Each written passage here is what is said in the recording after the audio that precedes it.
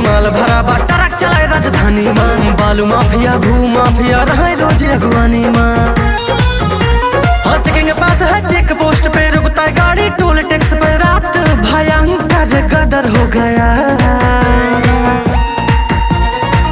शाका जेल के अंदर बैठा, शाका जेल के अंदर बैठा बाहर मर्डर हो गया। शाका जेल के अंदर बैठा बाहर मर्डर हो गया।